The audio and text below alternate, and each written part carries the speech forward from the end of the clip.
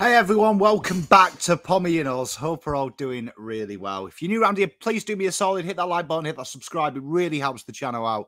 We're cranking out the subs and I can't thank you enough. And a lot of you have become members recently. Link is in the description if you want to do that. We're having a members giveaway probably sometime next weekend. We'll chill out together and have a bit of a crack. So we're here to talk about the 17-point loss to Melbourne on the Friday night. And we're a tough watch at the minute, aren't we? For every little bit we do good in a game, it's like the same problems kind of a lie. Like this week, if I'm going to pick out one thing that's a positive, do you know what I mean? One thing that is a positive was Carlton's ability to maximize front half stoppages, which has been a weakness of Melbourne. They managed to, do you know what I mean? When they pegged the game back, they managed to get that. So obviously a little bit of research has been done into that, but big issues around the ball were starting to formulate now. Defensively, they look all right one-on-one. The problem is when the ball exits, and the front half ability to score from them from turnover was ridiculous. 56 points they managed to get from just hemming us in, which is what I always think when you look at a stat and that stat line says you've conceded more points than you've scored, that's a big issue. And Carlton's at the moment they look like 23 blokes have just been randomly found on the streets 4 hours before kickoff. They've got to know each other's first name. They've worn name badges. They've gone, oh, all right, I'm Patty. What's your name? Oh, it's all right, I'm Lockie. And they've just gone out and played. And the cohesion and the application is balmy at times. We talked 4 weeks ago about the inability to get Sard out in the open. This week, if you go back and watch, particularly the third quarter, where I thought Melbourne really started to apply that front half pressure, really did start to apply it. Watch how open Sard gets and how we totally ignore that exit strategy. Carlton's ability to run out of D50 at the moment is really costing them. And that's before we get further up the ground. When I was watching this game, I didn't mind TDK for the first half. I thought he got into some good positions. He definitely got in front of Max Gawn a lot of times, got his hands to the ball. But that work around the stoppage, particularly in centre bounces, just doesn't look like it's going to breed any form of success at all. And it's a weird one because Voss finally said what we've all been saying. I've mentioned this on the show a few times that I don't actually think the game plan's meant to be slow. I think the way it's executed is slow. And it's because I see them 5-minute spurts where nothing changes in a setup or a structural position, but suddenly they look quick. And I'm glad he said it because my fears are being literally told now this week in the press conference. Like that press conference, I didn't like it. I did like the fact that he basically said, yeah, Pominos is right. There's something very, very wrong with us. And it worried me when he said they're trying numerous things to get through, because I think when you look at the cold hard facts, right, cold hard facts of this group of players, the basics are really being lost. And you can blame the coach for that, but 54% tackle success versus 72. And when you're in your 50s, when you haven't got the ball, that's a problem. And some of them tackle efforts are bad. And that's not coaching. I'm a firm believer that any form of aggression, if you look at aggressive players in any sport, that's an inherent ability. That comes from within. And that's probably something to do with, the whole thing here that beats. That's your heart. Some players have got it. When I played soccer, I was a little thug. I don't like losing. I don't like not having the ball. So there is some kind of intrinsic selfishness to do what I can to win the ball back. Good mate of mine, Nath, best mate. Tell you what, complete wet lettuce. Do you know what I mean? He wouldn't track back. He didn't want to get dirty, but he was very creative. And between us as a forward pair, I did his defensive work. I was quite happy to. I was quite happy to put 2 feet in.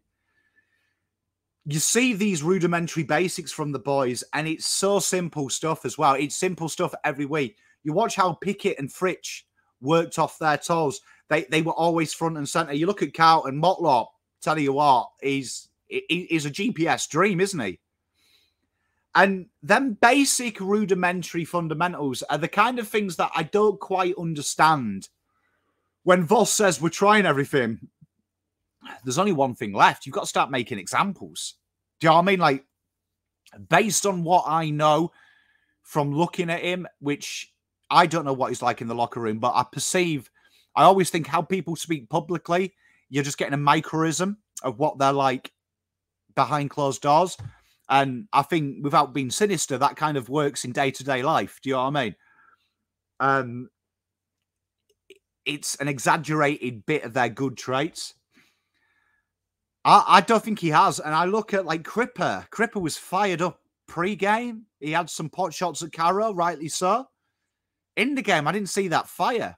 I didn't see that desire. And, you know, go back and watch the first 10 minutes. People are saying it was a good 10 minutes.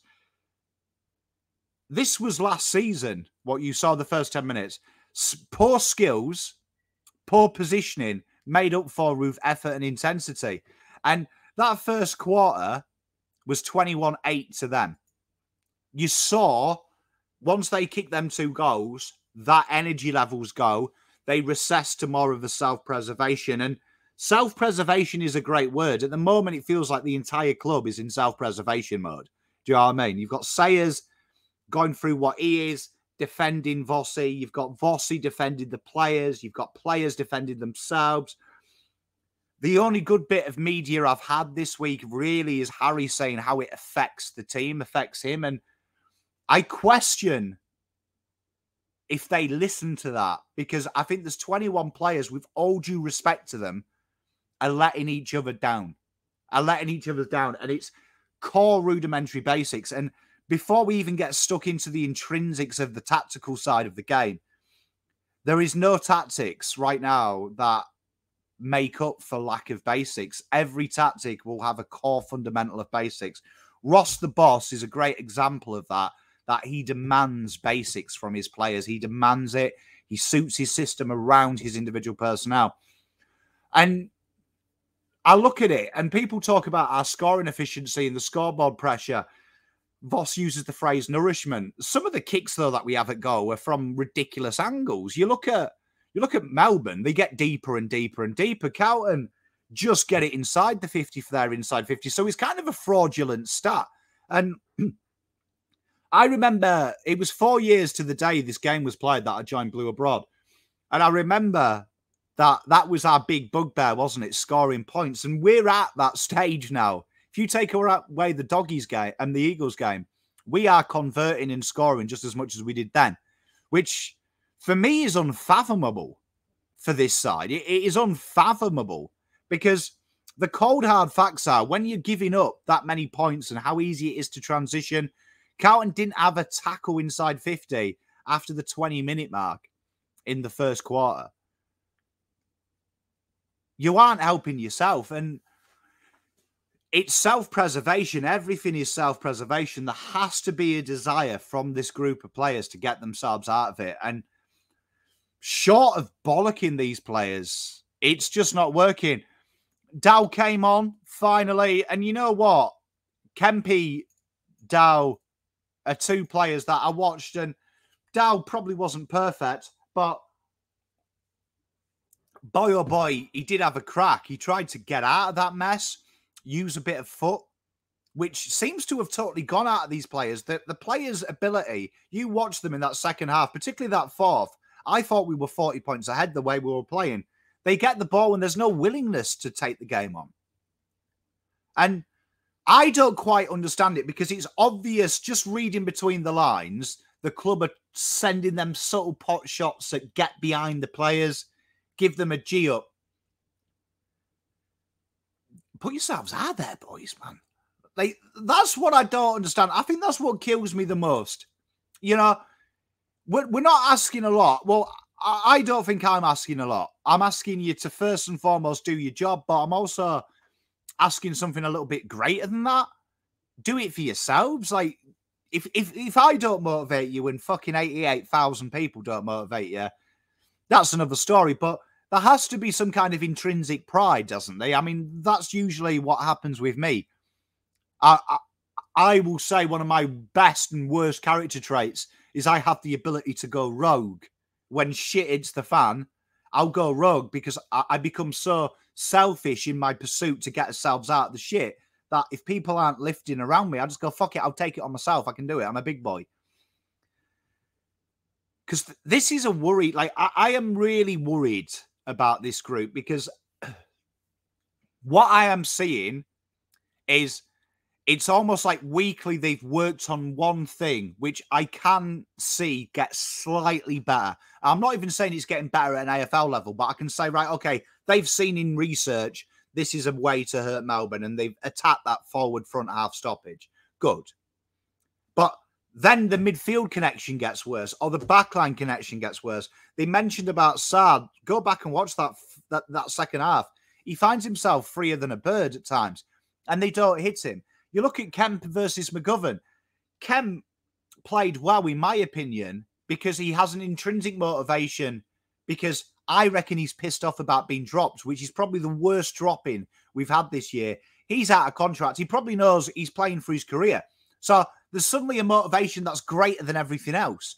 Dow, I thought he had a crack, probably because he knows he's not here. TDK, I thought did well in the first half, particularly before they really got on top of him. They really started chopping and changing that ruck to get him out of rhythm, which is a win for Carlton in the stages of that they had to do something about it because he was breaking even at one point. That's because he potentially is off at the end of the season. So suddenly 3 players we've talked about that showed something, 28 to 33 hit outs. Pretty impressive for TDK, for someone that we're not even convinced is a full-time ruck. I look at that and I'm thinking, okay, so they're playing for something that's external. Where's the rest? And you look at Kemp versus McGovern, it's night and day at the minute. Kemp sees the ball, hits up a target. McGovern sees the ball, waits, bang. Waits, bang. The shackles need to come off, and I worry because now we're out of the worst bit. We've got Essendon and Gold Coast. 2 games that you would have said at the start of the season were underlined wins. And both sides, I'll give them this, they fight to the death. They've got a little bit about them. That is a concern because it seems to be when the players have got a little bit about them against them, they switch off. And that's self-preservation, please. I've watched the game twice now on repeat. It's about 13 minutes in. Do you know what I mean? It's about 13 minutes in to the first quarter that you see that self-preservation go.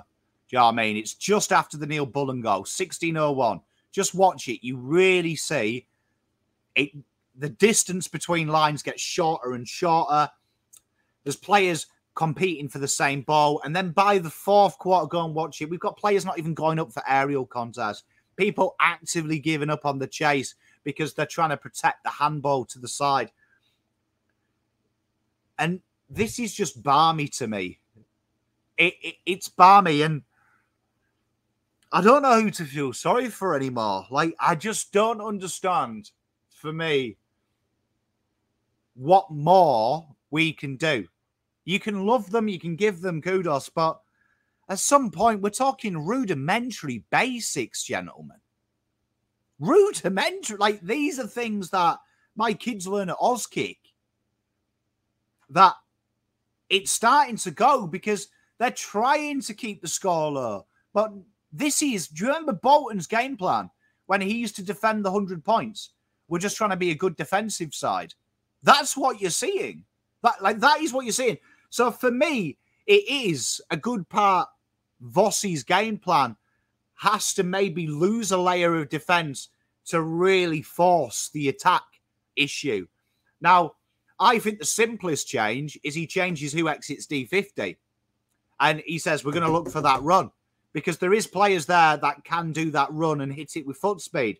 Looking at Boyd and Sard, say to the toes, get the ball in these guys' hands. Change that, because that will naturally change the dimension. You watch the fast breaking teams, they've got fast little small players that are in charge of the exits. Nick Dacos and Isaac Quainer at Collingwood, they are responsible for that exit, so it naturally shifts you up the ground. But you watch a lot of Carlton's entries, they are literally disregarding the short options. That second quarter is a fantastic watch, because by about 8 minutes into that second, the short options disappear because they know it's going long, and it goes long, long, and the defense is working overtime. And it's a real concern, because when you're not scoring, I mean, we've got to break it into perspective. And I'm not one for titles, but 2 Coleman medalists and Lewis Young is jettisoned forward. Beggars belief, and it's a real hard thing to see, because these are basics. The amount of times Lockie O'Brien, and he only had the ball 9 times, I don't know what he was doing this week, but Motlop doesn't lead for him. Curnow didn't lead for him. They're expecting that long kick. And then you watch Melbourne on the other end. Always a short option, always a medium option, always a long option. When Carlton did have passages of play that looked relatively okay, you saw how many short options. Carlton attacked the corridor in the third quarter 3 times for 3 goals. Short options, hit up, handball, hit up, handball. And we saw that last year. I don't know what's been said to them. We can only guess. But whatever's been said to them has become linear. And it is stagnant. It's unattractive. It's kind of Klingon football. It reminds me of a #1 boxer in the world fighting a 20. And the game plan is get to the 12th round, get a lucky knockout. We have to take the game on over the next 2 sides, because the next 2 sides, in my opinion, are that middle-of-the-road teams that do specialise in tight, ugly games. So they're going to embrace it. Carlton have to put some foot down. And they've got to try and get some momentum going into this bye. They've got to find something. Because if Carlton can't go at 60% from now to the end of the year, ultimately we are going to sack another coach. We know it is. It's coming. You can sense it. And I personally don't want to go through another sacking, because I think the evidence suggests long-term in the UK, even in EPL, bit of sustainability. They've got to have 2 seasons at least to try and build something. It could be game over.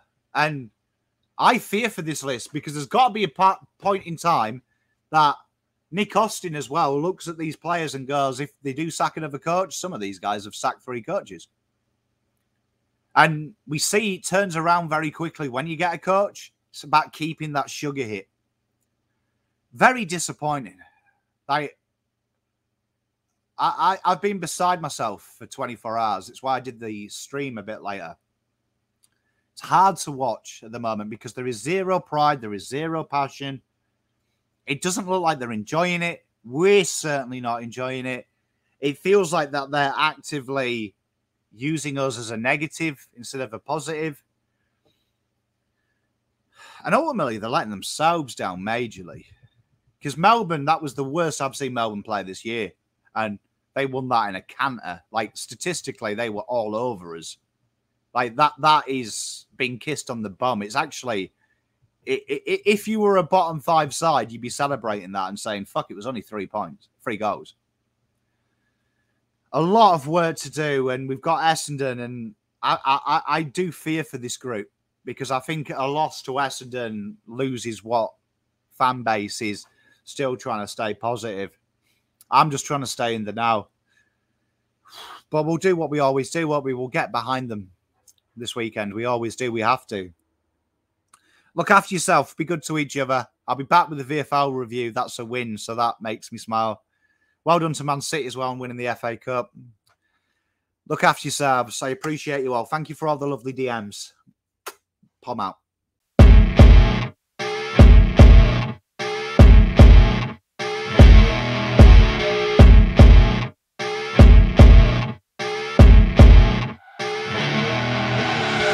I see her rolling up, Uber black Cadillac, high heel boots and a sexy body full of tats. Baby's bad, oh baby's hella bad.